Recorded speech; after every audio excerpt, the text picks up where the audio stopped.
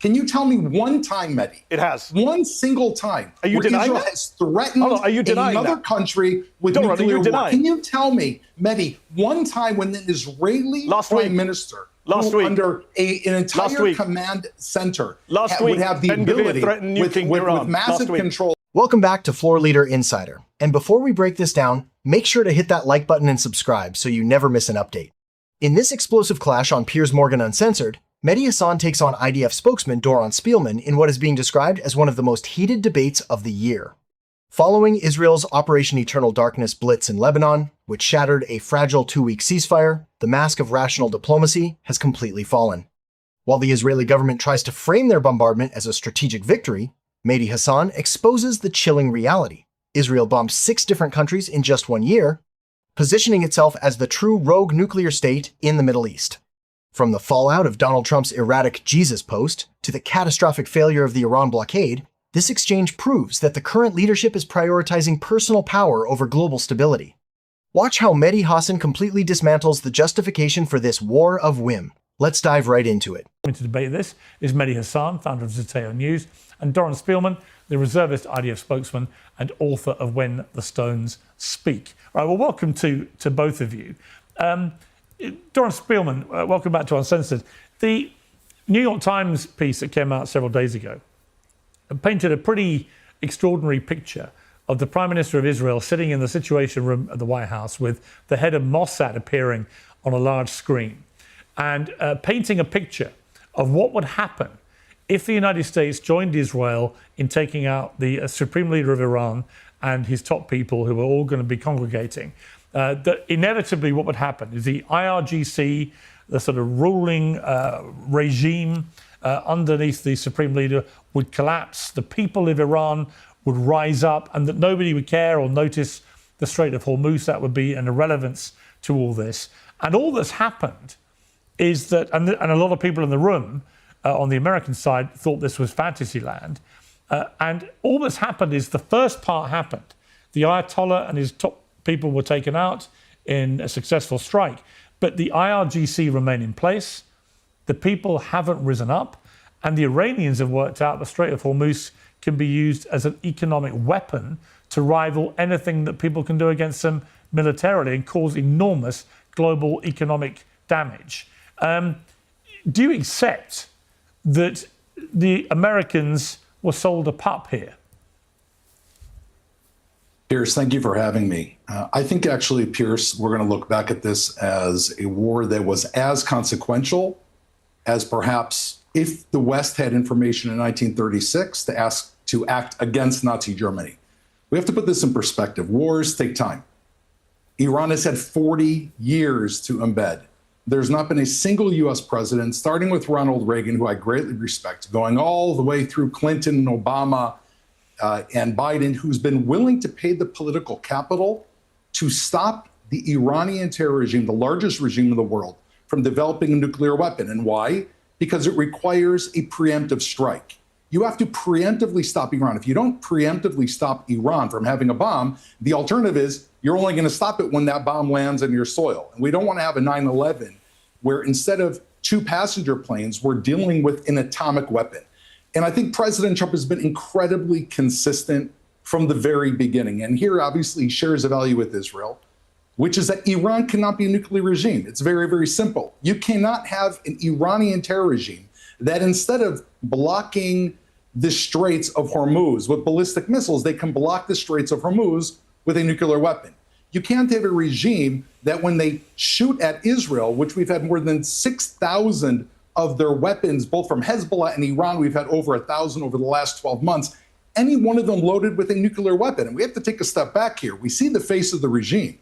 They're an evil monster. They're hitting their own allies. How could we even conceive that we would not take the opportunity to eliminate this before it grows? And the shock, Piers, is that I have people like Mehdi, who's going to join us shortly, and people all over these kind of this liberal fantasy land that you can transplant what you hear in the Oxford corridors if you just act nice and you kind of reason with them. Well, maybe they want a bomb, but they're not really going to use it. It's only for civilian energy. What are we talking about? Wake up. This is the face of terror with a bomb, and it's being stopped. And therefore, I think President Trump, Prime Minister Netanyahu, and it should be the entire Western world, has an opportunity to stop this before it happens. And I think, if anything, it's praiseworthy, Piers. Okay, Mehdi Hasan, it's praiseworthy. Well, it's not praiseworthy. The entire war has been a disaster. I think everyone agrees on that. Even the Israeli opposition agrees it's been a disaster the way Netanyahu and Trump have handled it. I think any objective person can look at the state of this war, even if you are pro the US government, pro the Israeli government, and say it's been a success.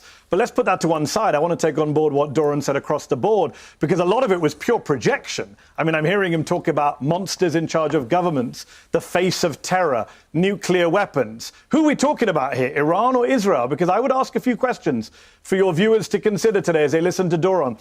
Which country in the Middle East has nuclear weapons? It's not Iran, it's Israel. Which country in the Middle East has not signed the NPT, the Non-Proliferation Treaty? It's not Iran, it's Israel. Which country in the Middle East is defying a UN Security Council resolution calling for that country to open up its nuclear facilities to IAEA inspectors? It's not Iran, it's Israel. Which country in the Middle East attacked 6 countries in the Middle East last year? 6. It wasn't Iran, it was Israel. So Iran, for all its many sins and crimes, is not the rogue nuclear state in the Middle East right now. That country is Israel. As you said, Piers, in your introduction, global public opinion has made it very clear that they see Israel as the threat to regional and international peace right now. You pointed out, Piers, that it's Benjamin Netanyahu dragging American Republican presidents into wars of choice, Iraq in 2002-3, and now Iran in 2025, 2026. Yeah, I mean, Doron Spielman, the flaw in your argument is just a bunch of woolly liberals who didn't want this to happen. If you look at actually the reaction from American conservatives, you know, you got Tucker Carlson, Megyn Kelly, Candace Owens, Alex Jones. You've got Trump supporters like Joe Rogan, Theo Von, and others, the big podcasters who helped get him elected.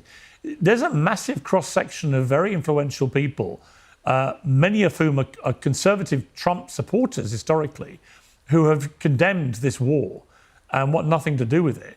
So I don't think you can just bat it away as, oh, it's just a bunch of, you know, liberals throwing their toys out of the pram. It's not.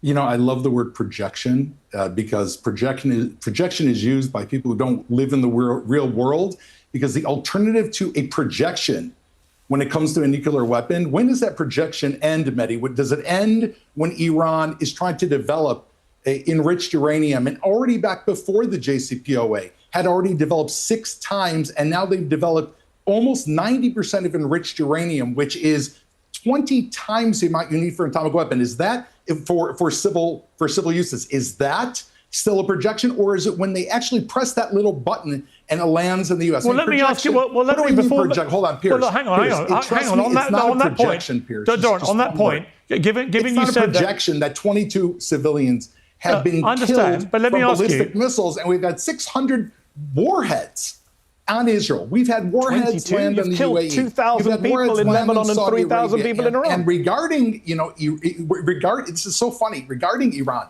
you know, you put them on the court bench. You call in someone for a character reference, comparing Iran to Israel. Who's Iran? Well, they've developed a global terror regime that stretches from the Middle East through Latin America into Europe. They have the Houthis who've stopped shipping and have fired missiles and weapons both at Israel and U.S. assets.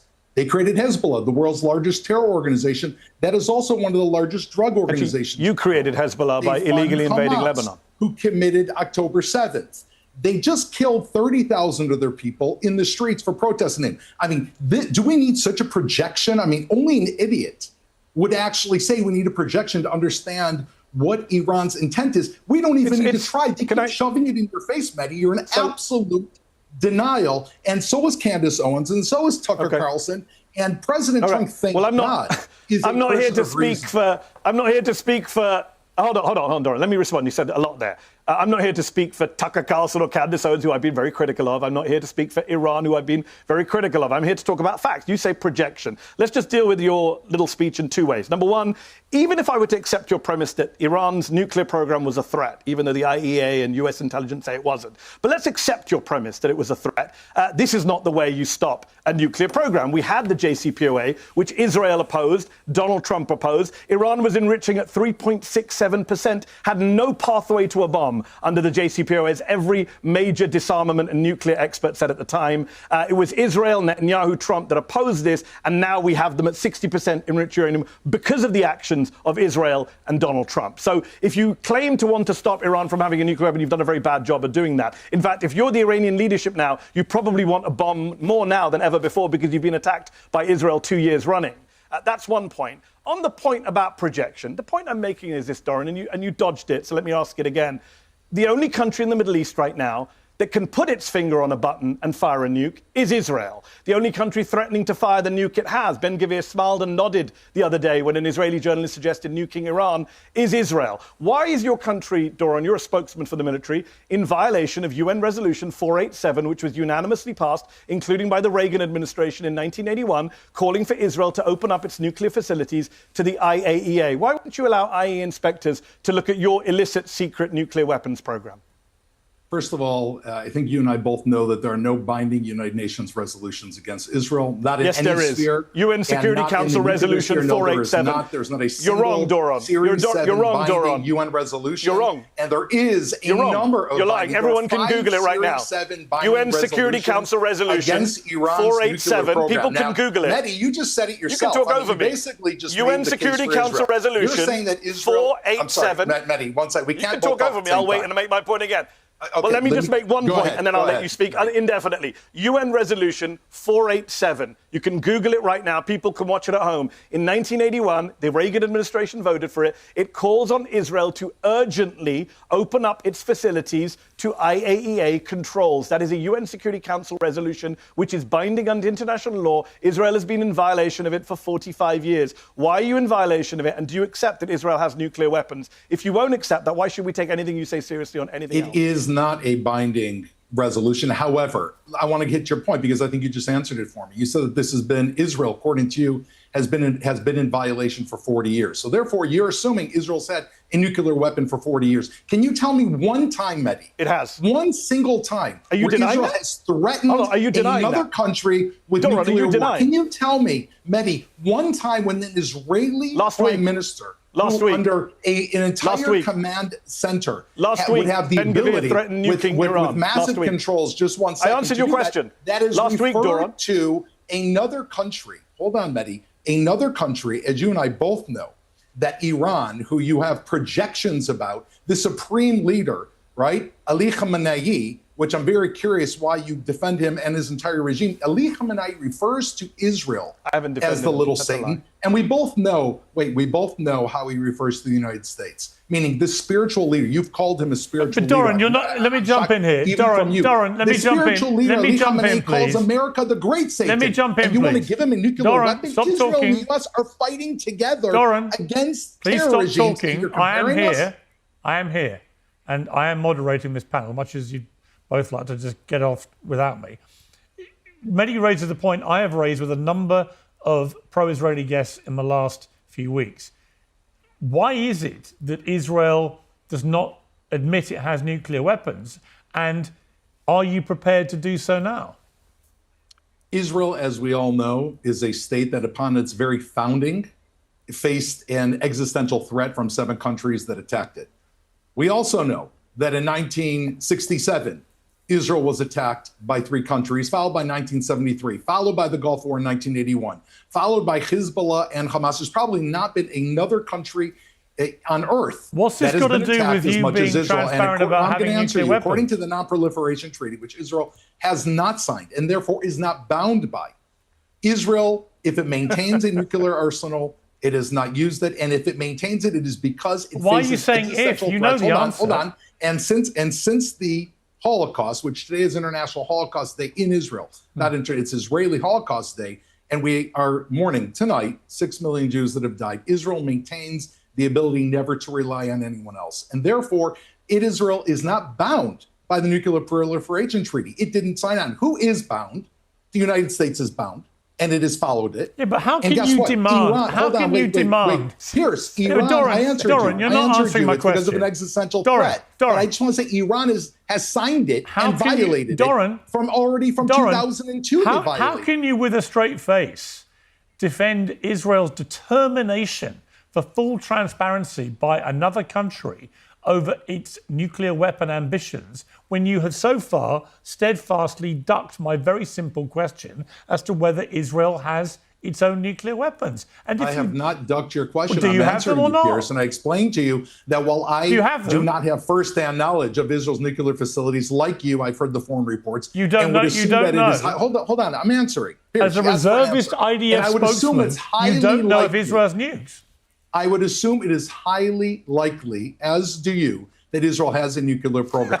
Israel never signed the NPT, and the reason Israel never signed the NPT, I would assume, even though I wasn't in the room, is because Israel maintains its individual right to defend itself. To compare that now to Iran and a potential nuclear program in a regime that is the world's #1 global terrorism, or they are not just terrorism, they engineered the idea of terrorism.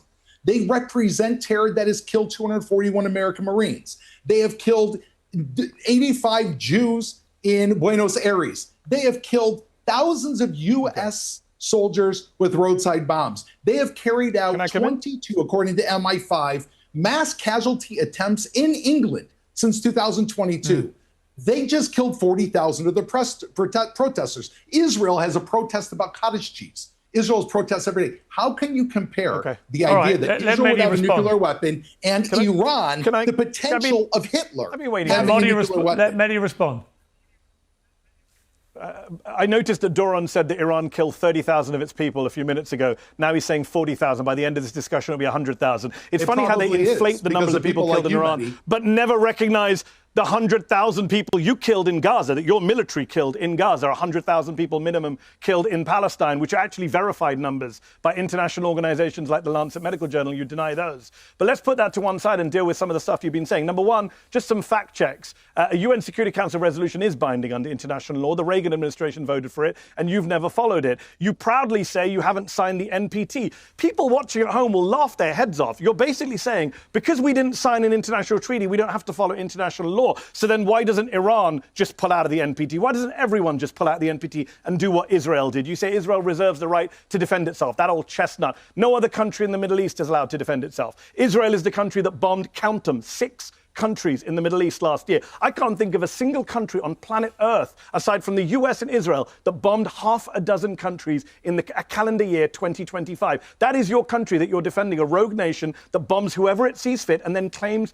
to be a victim. You say that, for example, you mentioned in your comments, you said 1967 we were attacked. Complete flat falsehood. Israel attacked first in 1967. Everyone knows that. It's a documented fact. You can call it a preemptive war, but you can't just lie on here and say you were attacked. You were not.